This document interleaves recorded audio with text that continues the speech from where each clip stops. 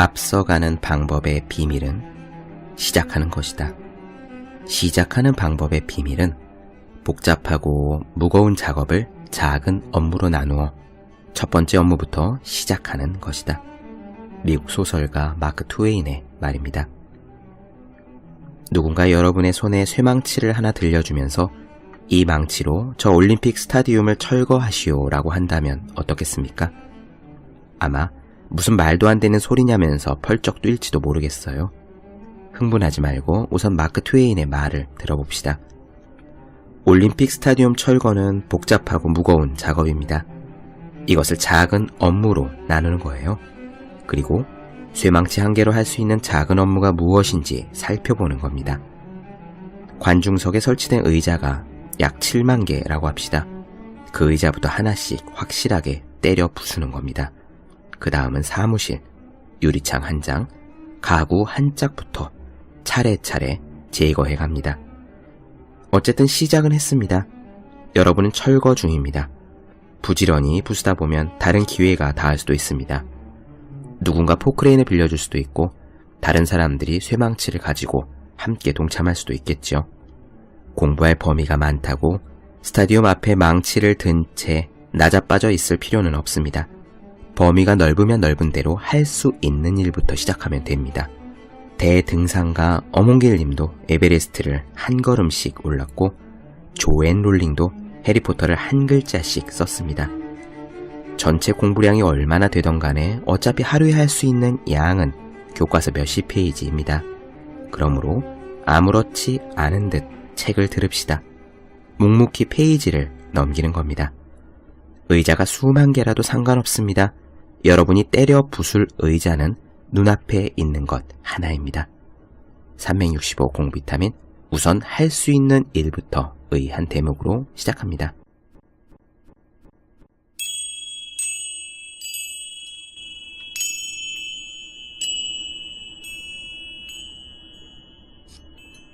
네, 안녕하세요. 본격 공부자극 팟캐스트 서울대는 어떻게 공부하는가 한지우입니다. 우리는 지금 황농문 선생님의 몰입에 대한 이야기를 나누고 있습니다. 오늘은요, 지난 시간에 이어서 연속된 시간을 확보하는 것의 중요성, 그리고 그것과 관련되어 몰입에 들어가는 데 있는 진입 장벽에 대해서 이야기를 이어가고자 합니다.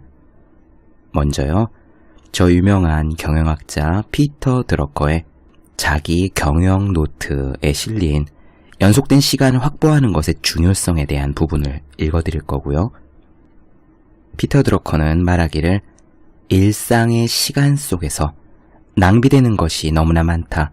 그것들이 일의 생산성을 많이 떨어뜨린다 라고 강조를 했어요. 더군다나 피터 드러커가 말한 지식 노동자라는 말은요, 사실 그 당시에 공장의 조립 라인에서 일하는 노동자와 대비된 말로서 지금 컴퓨터 앞에서 일하는 대부분의 사람들에게 이 지식 노동자라는 말이 해당됩니다. 만약 아침에 출근을 하셔서 PC의 전원 버튼을 누르는 것을 첫 번째 일로 그렇게 하루를 여신다면은 여러분들은 지식 노동자가 맞습니다. 그러므로 매일매일 책상 앞에 앉아 공부하셔야 하는 분들, 수업 듣고 이해하고 암기하고 그렇게 공부하는 것이 하루의 일인 분들은 피터 드러커의 지식 노동자에 대한 문제점이 훨씬 더 잘 해당될 겁니다. 그리고 두 번째로 피터 드러커는요, 일에서 생산성을 높이기 위해서는, 이거는 공부에서도 마찬가지예요. 어쨌든 일과 공부에서 생산성을 높이기 위해서는 연속된 시간을 확보하는 것이 엄청나게 중요하다라고 조언합니다. 그 부분을 먼저 살펴보도록 할게요. 그 다음에 황농문 선생님의 몰입으로 돌아와서 이 연속된 시간의 확보가 어떻게 몰입과 연결되는지를 이야기 드려보도록 하겠습니다. 그럼 시작해 보겠습니다.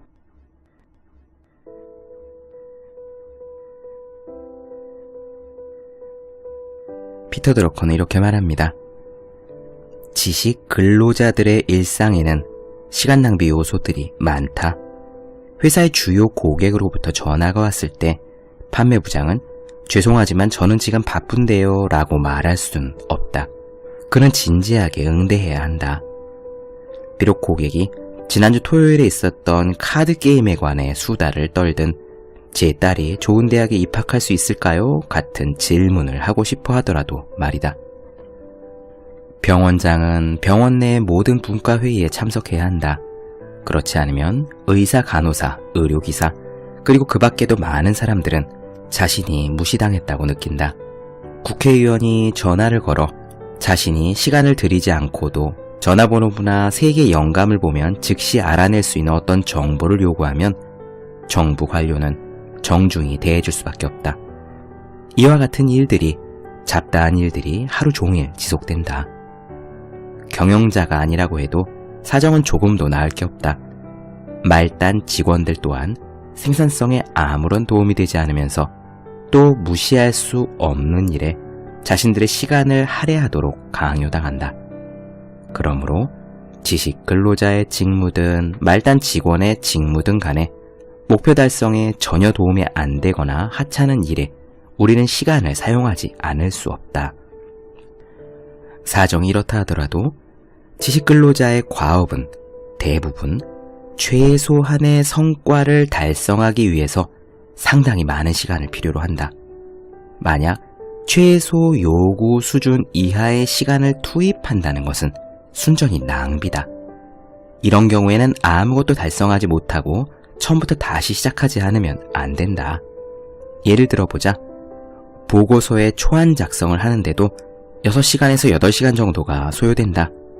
그런데 이걸 한 번에 15분씩 하루 2번 3주 동안에 총 7시간을 들이는 것은 의미가 없다. 매번 얻는 것은 낙서만 가득한 메모지뿐이다. 그러나 문을 걸어 잠그고 전화선을 빼놓은 채 방해받지 않고 연속으로 대여섯 시간 동안 보고서 작성에 집중하면 이 보고서의 초안을 완성할 확률이 높다. 이렇게 일단 완성해 놓으면 그 다음에는 비교적 짧은 시간 단위로 나누어서 문장이나 문단을 쓰고 교정과 편집 작업을 틈틈이 할 수도 있다. 랩에서의 실험도 마찬가지다. 실험 장비를 갖추고 적어도 한 가지를 마무리하려면 한 번에 5시간에서 10시간 정도를 연속으로 사용해야 하는데 그렇지 않고 중간에 다른 일이 생기면 처음부터 다시 시작해야만 한다. 그러므로 목표를 달성하려면 지식근로자, 특히 최고 경영자는 상당한 양의 연속적인 시간 단위를 사용할 필요가 있다. 사용 가능 시간이 짧은 단위로 나뉘어 있다면 전체 시간의 양이 아무리 많아도 부족하다. 사람들과 관련된 일에 시간을 보내는 경우에는 특히 그런 경향이 있다. 물론 이 같은 일은 지식근로자가 해야 할 업무 가운데 핵심 과제에 속하지만 사람들은 불행하게도 시간의 소비자들이다. 게다가 사람들은 대부분 시간 낭비자들이다. 다른 사람들과 겨우 몇 분만의 시간을 함께 보낸다는 것은 간단히 말하자면 비생산적인 일이다. 다른 사람들에게 자신의 뜻을 전달하려면 꽤 긴 시간을 할애해야 한다. 부하 직원과 함께 업무 계획, 방향, 업무 성과에 대해 논의하면서 15분 만에 끝낼 수 있다고 생각하는 경영자는 자신을 속이고 있는 셈이다. 만약에 부하 직원들에게 의미 있는 영향을 줄 정도로 논의를 하고 싶으면 최소한 1시간 이상이 필요하고 만약 인간관계를 맺으려 한다면 무한정 많은 시간이 필요하다. 게다가 지식으로 하는 노동작업은 육체노동과 같은 방식으로 측정을 할 수 없기 때문에 그가 올바른 일을 하고 있는지 얼마나 잘 하고 있는지를 몇 마디 말로 간단히 평가할 수 없다. 육체노동자에게는 이를테면 우리의 작업량 기준은 1시간에 50개인데 당신은 겨우 40개밖에 못했군요 라고 말할 수 있지만 지식노동자에게는 그렇게 말할 수 없다. 그렇기 때문에 목표 달성을 잘 하기 위해서는 중간에 방해받는 일들을 최소화하고 자신이 가지고 있는 시간들을 큰 덩어리로 만드는 것이 극히 중요하다. 그리고 이미 목표 달성을 잘 하는 사람들은 자신의 자유 재량 시간을 통합해야 한다는 것을 알고 있다. 그들은 방해받지 않는 상당히 연속적인 시간을 필요로 하며 짜투리 시간은 아예 쓸모가 없다는 사실을 이미 잘 알고 있다. 심지어 근무 시간의 4분의 1 정도만이라도 그것을 길게 연속적으로 사용하기만 하면 중요한 일을 하나 끝마치기에 대체로 충분한 시간이 된다. 하지만 비록 하루에 4분의 3이라고 할지라도 여기에 15분, 저기에 30분 하는 식으로 나눌 수밖에 없다면 아무짝에 쓸모없는 쓰레기 같은 시간이 된다. 시간을 연속적으로 사용하기 위한 방법에는 여러 가지가 있다. 모든 일상적인 업무, 이를테면 회의, 검토, 문제점 토론 등등은 일주일에 2번, 이틀 정도에 몰아버리고 그 나머지 날들의 오전에는 중요한 일에 대해 시종 일관 연속적으로 몰두한다. 어느 은행장이 자기의 시간을 사용하는 방법을 예로 들어보자. 그는 월요일과 금요일에는 실무 관계자들과 회의를 열어 고위 간부들과 당면 문제에 대해 토의를 하고 중요한 고객을 만나기도 한다. 화요일, 수요일, 목요일 오후는 예기치 못한 일을 위해 스케줄을 비워둔다. 하지만 같은 요일의 오전에는 중요한 문제를 해결하기 위해서 연속적으로 통으로 시간을 확보해둔다.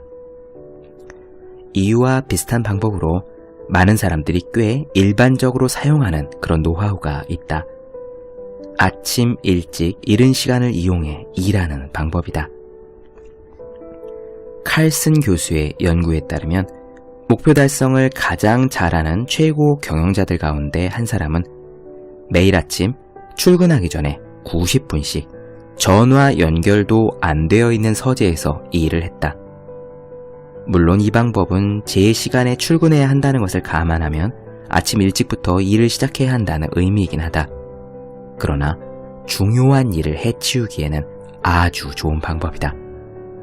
중요한 일을 퇴근 후에 집에 갖고 와서 저녁 식사를 마친 후에 3시간씩 끙끙거리는 것보다는 훨씬 효과적이다.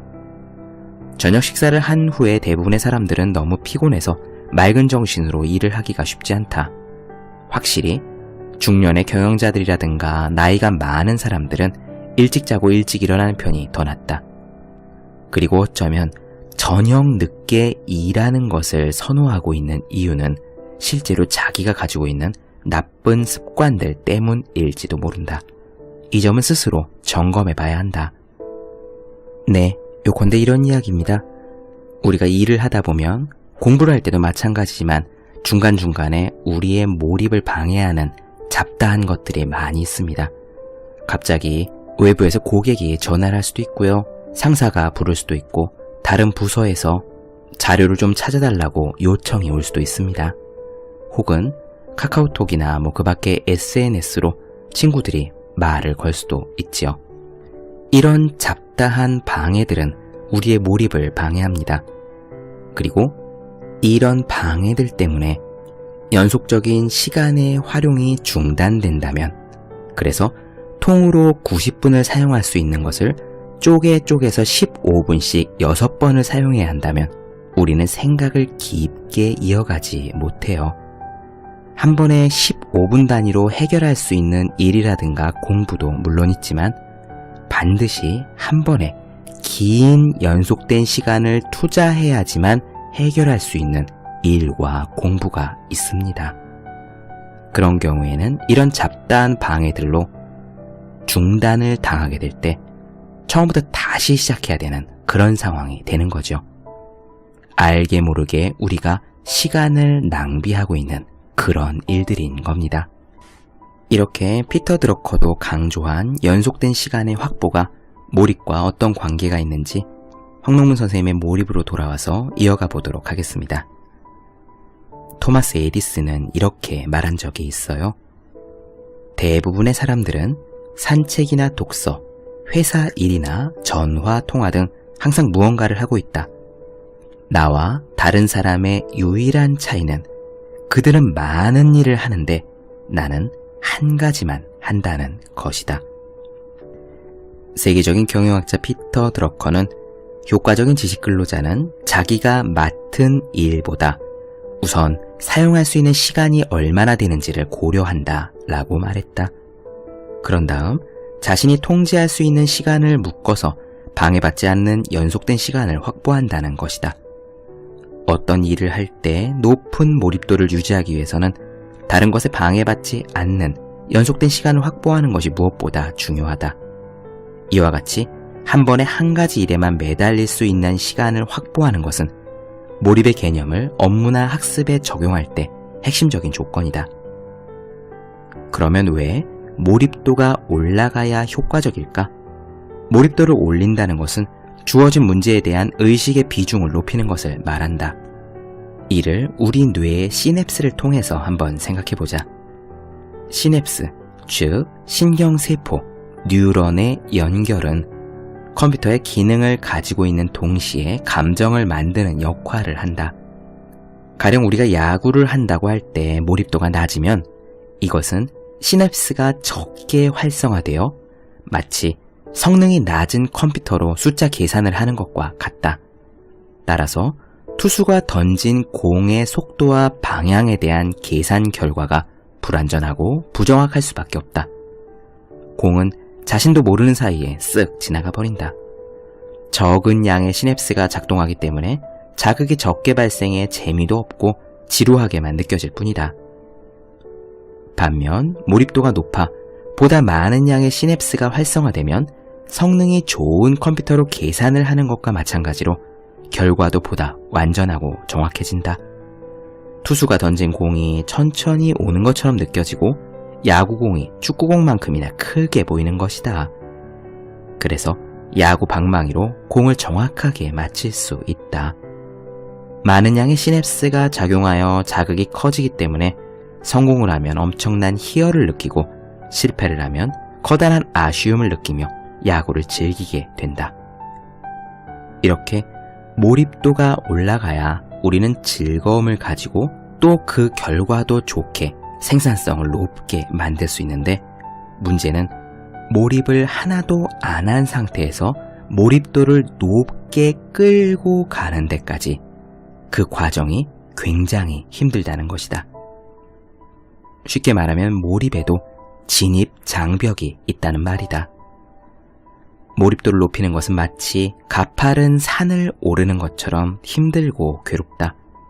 특히 글을 쓰거나 그림을 그리거나 작곡하는 것 같은, 아니면 보고서를 쓸 때 기획안을 써내는 것과 같은 창작 활동의 경우에는 아주 높은 몰입도를 요구하기 때문에 몰입도가 낮은 상태에서는 도저히 손을 댈 수가 없다. 그림에 손을 댈 수 없고 원고지에 글자를 쓸 수 없고 PC, 모니터 화면에 PPT를 작성할 수가 없다. 우리가 일상에서 창작의 세계로 들어가기까지는 마치 대기권을 통과하는 것과 같은 진통을 겪게 된다. 다음은 양자역학 분야의 세계적인 석학인 프리만 다이슨이 몰입의 진입장벽에 대해서 했던 이야기다. 그는 이렇게 말했다. 글쎄요, 일종의 투쟁이라고나 할까요? 시작한다는 것은 엄청나게 힘이 듭니다. 첫 페이지를 쓰기 위해 일주일 동안 죽어라고 매달리기도 하죠. 정말 피와 눈물과 땀이라고 밖에 달리 표현할 길이 없어요. 무언가 훌륭한 결과가 나오리라는 희망을 갖고 자신을 계속해서 밀어붙여야 하고 자연스러운 몰입이 시작될 때까지 버티고 견뎌야 합니다. 나 자신을 밀어붙이고 강요하지 않으면 아무 일도 일어나지 않을지도 모릅니다. 일단 몰입에 들어가면 좋은 시간을 가질 수 있지만 거기에 도착하기 위해서는 높은 장벽을 넘어가야 합니다. 그 전까지는 그저 순수한 고통일 따름입니다. 이처럼 일단 몰입도가 올라가면 그 다음부터는 높은 산에 올라가 산등성이를 타는 것처럼 일이 쉬워진다. 그런데 만약 힘들게 몰입도를 올리고 있는 와중에 방해 요소가 나타나면 올라가던 몰입도가 다시 내려온다. 이는 힘들게 산에 오르다가 다시 쭈루룩 미끄러 내려진 것과 같다. 그러면 내려간 지점부터 다시 올라가야 하기 때문에 산의 정상에 오르기가 더욱 힘들어진다. 방해 요소가 많으면 아무리 발버둥을 쳐도 몰입도를 올리기 힘들다. 마치 정상 정복을 목표로 하지만 산에 올라갔다가 쭈르륵 미끄러졌다가 다시 올라갔다가를 반복하는 것과 같다. 이런 상황이 만성이 되면 일을 제대로 하는 것도 아니고 그렇다고 아예 안 하는 것도 아닌 최악의 상태에 빠진다. 일을 한다고 앉아있기는 하는데 이렇다 할 성과가 없는 거다. 이런 상태에 있는 사람은 자신의 일을 좀처럼 즐기지 못하고 다른 곳에서 재미를 찾게 된다. 그러므로 높은 몰입도를 추구하려면 제대로 하고 그렇지 않으면 아예 그만두겠다라는 마음으로 확실한 태도를 취하는 것이 좋다. 머릿속에 X축과 Y축으로 된 그래프를 하나 떠올려보자. X축, 가로축은 시간이고 Y축, 세로축은 몰입도다. 가로축이 쭉 길어질수록 시간의 소요가 쭉 늘어나는 것이고 세로축, 위로 쭉 올라갈수록 몰입도가 점점 높아지는 거다. 몰입도는 맨 처음에 0에서 시작한다. 그리고 시간이 지날수록 조금씩 높아진다. 만약에 여기 2명의 사람이 있다고 치자. 한 명은 낮은 몰입도로 일을 하고 다른 한 명은 높은 몰입도로 일을 한다고 보는 거다. 낮은 몰입도인 사람은 몰입도가 처음에 0인 상태에서 조금 언덕길을 올라가다가 그 상태로 쭉 길게 가는 것과 같다. 높은 몰입도로 일하는 사람은 몰입도가 0인 상태에서 출발해서 몰입도를 쭉 끌어올려서 Y축에 있는 숫자의 크기가 꽤 커진 다음에야 그 상태를 유지하면서 계속 일을 한다라고 볼 수 있다. 그런데 아까 말하기를 이 몰입도를 끌어올리는 것은 가파른 산을 올라가는 것처럼 괴롭다라고 했다. 그러므로 이 그래프에서 몰입도의 기울기가 클수록 가파른 산을 오르는 것처럼 힘든 상태가 된다라고 우리는 쉽게 추측할 수 있다. 즉, 몰입도가 높은 상태를 만들기 위해서는 힘든 시간을 오래오래 견뎌야 하는 것이다. 만약 낮은 몰입도로 일하는 사람은 몰입도를 조금만 올리면 되니까 힘든 시간을 조금만 보내면 된다. 낮은 몰입도는 상대적으로 쉽게 형성된다. 하지만 이렇게 두 가지의 몰입도로 일했을 때 생산성, 업무량을 생각해보면 그 결과는 다르다.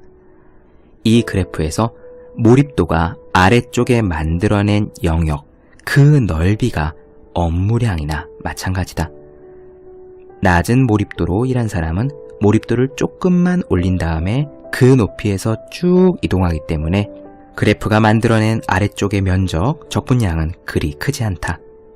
하지만 높은 몰입도로 일한 사람은 몰입도를 급격히 쫙 끌어올린 후에 그 몰입도를 유지해서 계속 일을 하기 때문에 이 그래프가 만들어낸 아래쪽의 영역, 넓이, 적분량은 아까 낮은 몰입도인 사람이 만들어낸 것보다 훨씬 크다.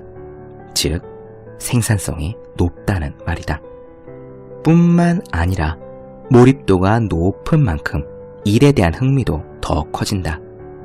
우리가 일을 더 잘하는 사람, 같은 시간 동안에 많은 양의 일을 하는 사람이 사실 그 일을 더 즐기면서 하고, 공부를 더 많이 한 사람, 공부를 더 잘하는 사람이 사실 그 시간 동안에 공부를 더 즐긴다는 것은 이런 이유이다.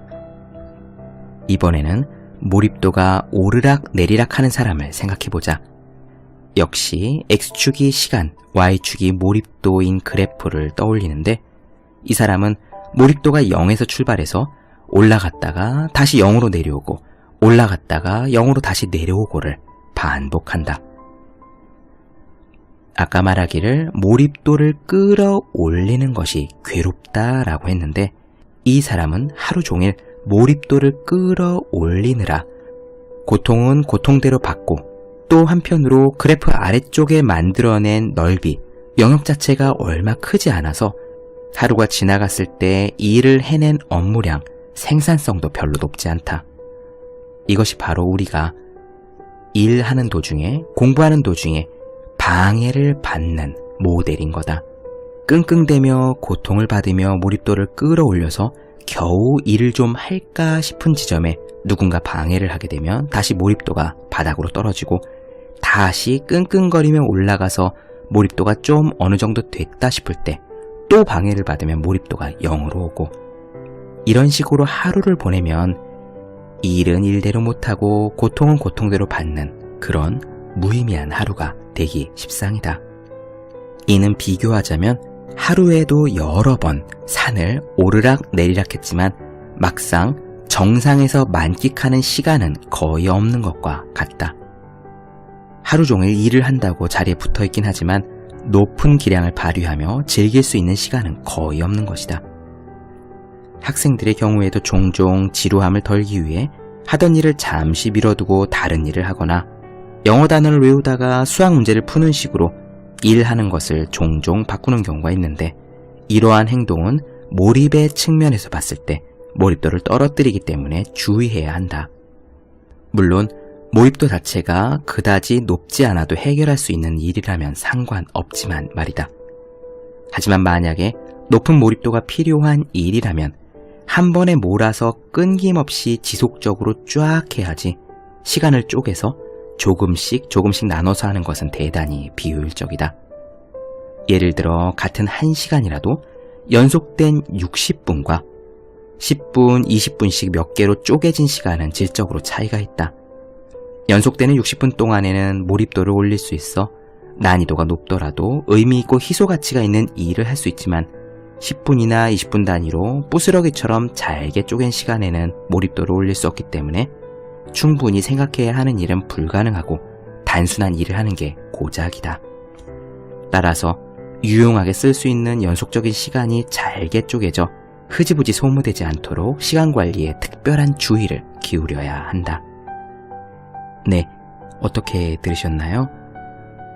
여기서 중요한 공부 방법이 사실 한 가지가 나옵니다. 저는 항상 사람들에게 조언을 하거나 강의 가서 이야기를 하거나 틈틈이 공부하는 것의 중요성을 이야기하거든요. 그것은요, 제가 잠이 많기 때문입니다. 하루에 24시간은 누구나 똑같은데 공부는 더 많이 해야 되니까 결국 남는 시간에 틈틈이 하는 수밖에 없었죠. 그래서 특히 학교 다니는 학생이라든가 할 일이 있는 직장인이라든가 이런 분들은 자투리 시간들을 모으고 모아서 공부하는 것이 굉장히 중요합니다. 틈틈이 공부한다는 것은 이런 이야기예요. 우리의 공부에는요, 1분짜리 공부도 있고 1시간짜리 공부도 있습니다. 그리고 1분이 있을 때는 1분짜리 공부를 해야 하고요, 1시간 있을 때는 1시간짜리 공부를 해야 하는 거죠. 1분짜리 공부가 뭐냐라고 물으실 수 있는데 이런 겁니다. 영어 단어 하나를 외우는 거예요. 영어 단어 하나 외우는데 1분 걸리겠습니까? 그리고 1시간짜리 공부라는 것은 이를테면 논술 답안지 한 편을 쓴다든지, 아주 어려운 수학 문제 한 개를 푼다든지, 함수에 대한 기초 이론을 이해한다든지 그런 겁니다. 이거는 1분씩 2분씩 쪼개서 하면은 전혀 해낼 수가 없지요. 1시간을 통째로 거기에 쏟아부어야 한 가지 공부를 완전히 매듭 지을 수 있습니다.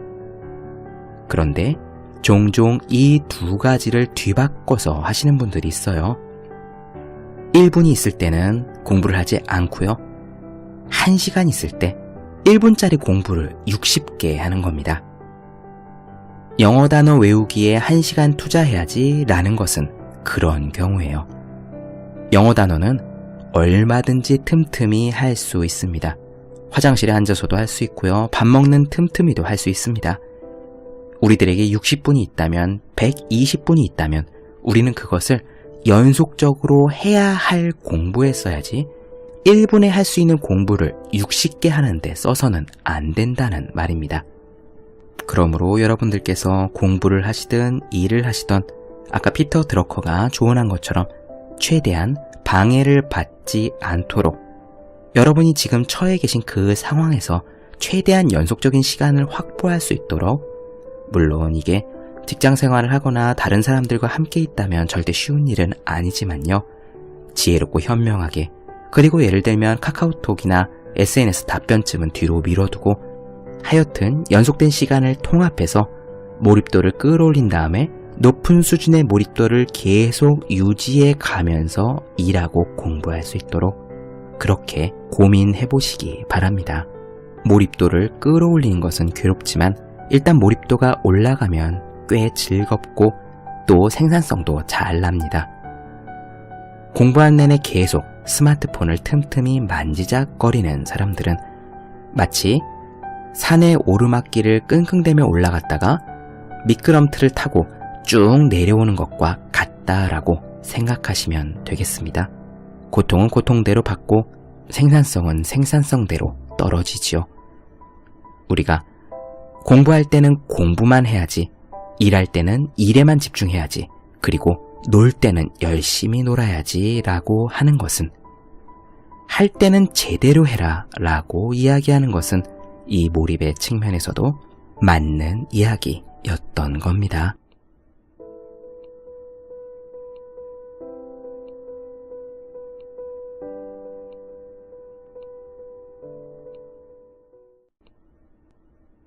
네, 본격 공부자극 팟캐스트 서울대는 어떻게 공부하는가? 오늘은 연속된 시간의 통합과 몰입에 대한 이야기를 나눠드렸습니다. 더 많은 이야기가 궁금하신 분들, 질문사항 있으신 분들은 제 네이버 블로그 생의 즐거운 편지, 다음 카카오 브런치, 한재회 브런치, 또 인스타그램에서 해시태그 서울대는 어떻게 공부하는가를 검색해 주시면 되겠습니다. 또 매일매일 공부하시는 분들, 여러분 주변에 매일매일 공부하시는 그분들을 위해서 하루 한 페이지씩 읽고 공부할 의욕을 북돋는 책, 보기만 해도 공부하고 싶어지는 365 공부 비타민을 선물해 주시면 좋겠습니다. 오늘 여기까지 할게요. 저는 다음 시간에 뵙겠습니다.